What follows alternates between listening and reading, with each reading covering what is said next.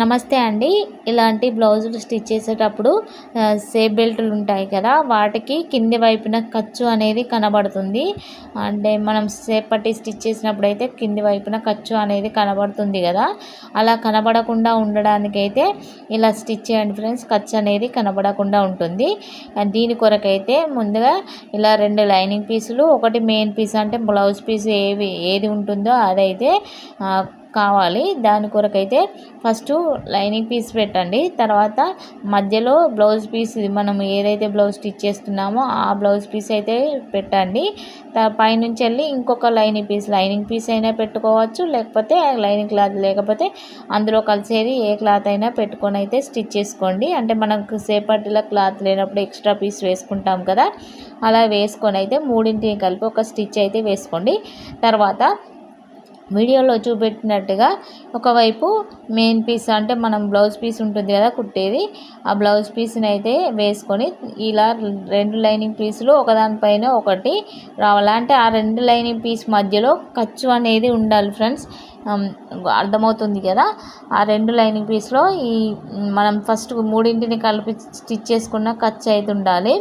అలా ఖర్చు అనేది ఆ 2 లైనింగ్ పీస్ మధ్యలో పోతుంది. మనం ఇలా స్టిచ్ చేసుకుంటే మనకు ఎక్స్ట్రా ఉన్న ఖర్చు అనేది కనబడదు. ఇలాంటి బ్లౌజ్ పీసులు కుట్టేటప్పుడు ఖర్చు అనేది బాగా కనిపిస్తుందండి. అంటే మనం ఎప్పటిలాగానే సేమ్ ఒకదానిపైన ఒకటి ఫస్ట్ లైనింగ్ పీస్ వేసి తర్వాత మెయిన్ పీస్ అనేది వేసి కుడితే ఖర్చు అనేది కనబడుతుంది. అలా కనిపించకుండా ఈ విధంగా స్టిచ్ చేయండి ఫ్రెండ్స్. బ్లౌజ్ అనేది నీట్గా ఉంటుంది, ఖర్చు అనేది కనబడకుండా ఉంటుంది. అర్థమవుతుంది కదా. మధ్యలో మెయిన్ పీస్ పెట్టాలి, మనం కుట్టే బ్లౌజ్ పీస్ వర్క్ పీసు, అటు ఇటేమో లైనింగ్ పీసులు పెట్టాలి. చూస్తున్నారు కదా. ఇప్పుడు రెండింటి లైనింగ్ మధ్యలో మెయిన్ పీస్ ఖర్చు అనేది ఉంటుంది. ఐడియా ఎలా ఉంది ఫ్రెండ్స్? నచ్చిందా?